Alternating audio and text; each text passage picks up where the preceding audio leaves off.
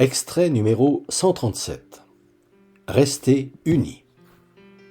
À partir de Noël. Lecture au rez-de-chaussée. Selon les évangiles de Matthieu et Luc, et la tradition qui s'en est suivie, une jeune fille, Marie, merveilleuse de pureté, avant qu'elle vive avec l'homme auquel elle a été promise, reçoit la visite d'un ange, l'ange Gabriel, qui vient lui annoncer que, par l'opération du Saint-Esprit, elle va être la mère du Sauveur de l'humanité qu'ont annoncé les prophètes. 9 mois plus tard, Jésus naît à Bethléem, où Marie et Joseph, devenu son mari, sont allés se faire recenser à la demande de Quirinius, gouverneur de Syrie.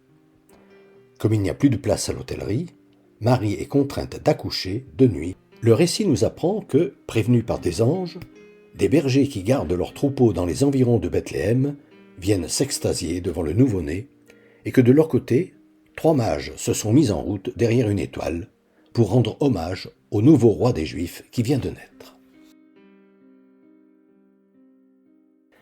Ces derniers arrivent à Jérusalem.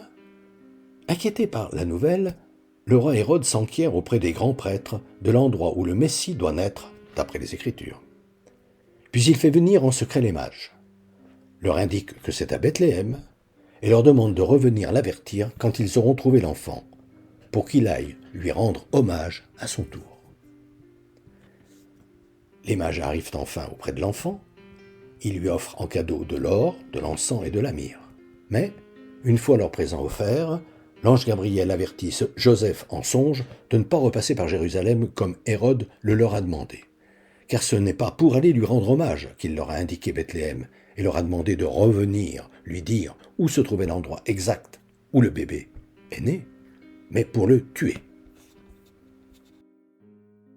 Joseph emmène donc Marie et Jésus en Égypte, d'où ils ne reviendront que lorsqu'Hérode sera mort et qu'il n'y aura plus de danger.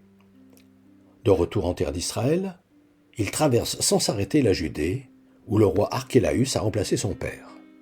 Car Joseph craint que le fils d'Hérode, qui dirige désormais le pays, soit dans les mêmes dispositions d'esprit que son père. Et ils vont s'installer à Nazareth, en Galilée. Voilà donc, en gros, la parabole qui est à l'origine de la charmante tradition de Noël.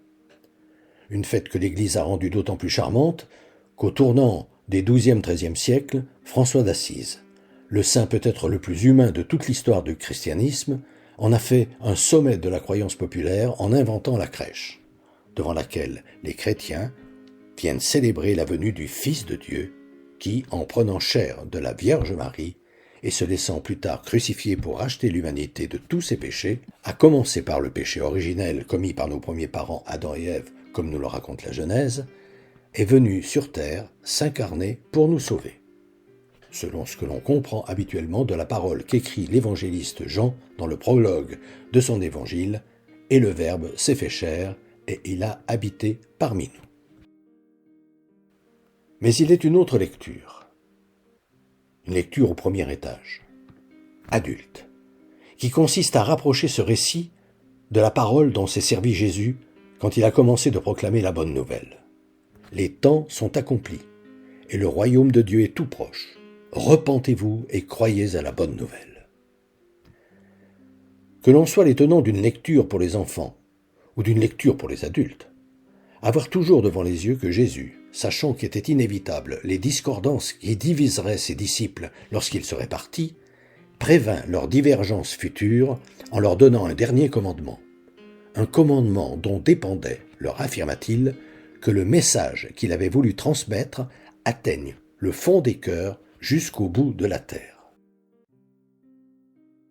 Un commandement qu'il jugea si important qu'à la différence de toutes les autres prescriptions qu'il leur avait données, il le répéta 5 fois lors du dernier repas qu'il passa avec eux. Restez unis. Restez unis. Restez unis. Restez unis. Restez unis.